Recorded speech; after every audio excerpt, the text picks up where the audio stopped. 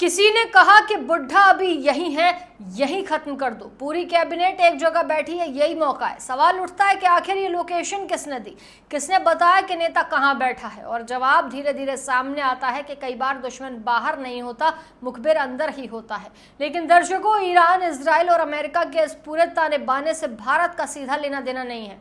असली सवाल यही कहीं है। और सवाल यह है कि इस देश में रहने वाले लोग आखिर किसके लिए खड़े होते हैं। जब अपने देश में किसी को धर्म पूछकर मारा जाता है, जब किसी निर्दोष की जान जाती है, तब कितने लोग सड़कों पर आते हैं। लेकिन हजारों किलोमीटर दूर किसी दूसरे देश में कोई घटना हो जाए तो यहाँ अचानक भावनाओं का सैलाब उमड़ पड़ता है। आखिर क्यों? यही सवाल है जो आज देश के सामने खड़ा है।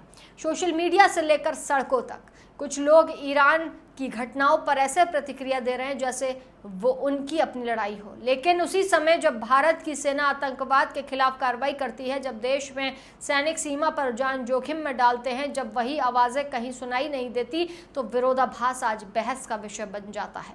उदाहरण के लिए, जब ऑपरेशन सिंदूर जैसी सैन्य कार्रवाई हुई, तब क्या आपने देश के हर शहर में पाकिस्तान के खिलाफ नारेबाजी देखी? क्या आपने बड़े बड़े जुलूस देखे जो भारतीय सेना के समर्थन में निकले हों? बहुत कम। लेकिन जैसे ही ईरान और इजराइल के बीच टकराव की खबरें आती हैं, कुछ जगहों पर भावनात्मक प्रदर्शन शुरू हो जाते हैं।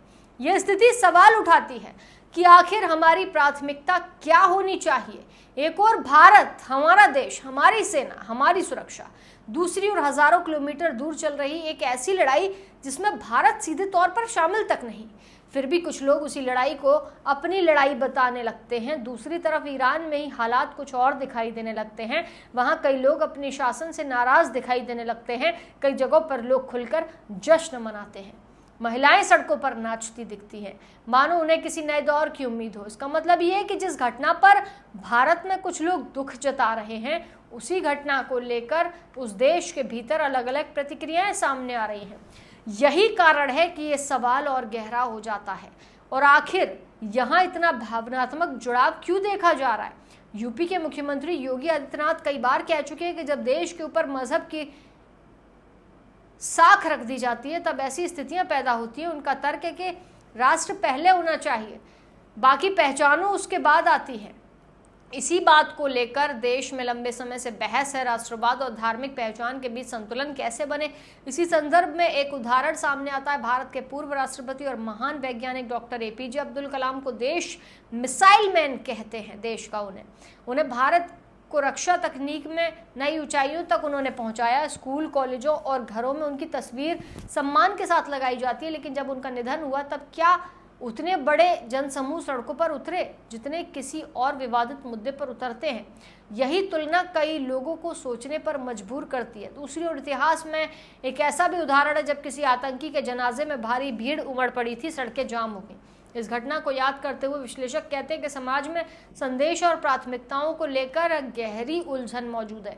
इसी तरह कश्मीर की राजनीति का उदाहरण भी दिया जाता है, जहां कुछ नेताओं द्वारा अंतर्राष्ट्रीय मुद्दों पर बयान दिए जाते हैं, जबकि देश के भीतर सुरक्षा बलों की कार्रवाई पर सवाल खड़े कर दिए जाते हैं। आलोचकों का कहना है कि जब नेता इस तरह के संदेश देते हैं तो आम जनता पर उसका असर साफ तौर पर पड़ता है। लोग वही सीखते हैं जो उन्हें अपने नेताओं के मुंह से सुनाई देता है। यही कारण है कि कई बार छोटे छोटे बच्चे भी वही बात दोहराते हैं उन्होंने बड़ों से जो सुनी हो। मीडिया रिपोर्ट में ऐसे कई वीडियो भी सामने आए जिनमें बच्चे अंतर्राष्ट्रीय नेताओं के खिलाफ गुस्से भरी बातें करते हुए दिखाई देते हैं। सवाल ये उठता है कि आखिर उन्हें ये सब किसने सिखाया? क्या ये माहौल परिवारों से बनता है, समाज से बनता है, या फिर राजनीतिक बयानबाजी से?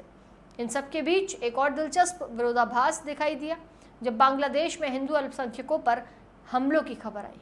अब इन सब बहसों पर, भारत में हुए शोक पर, भारत में हुए खामेनेई के प्रदर्शन पर आप क्या कहेंगे? अपनी राय कमेंट सेक्शन में जरूर दीजिएगा।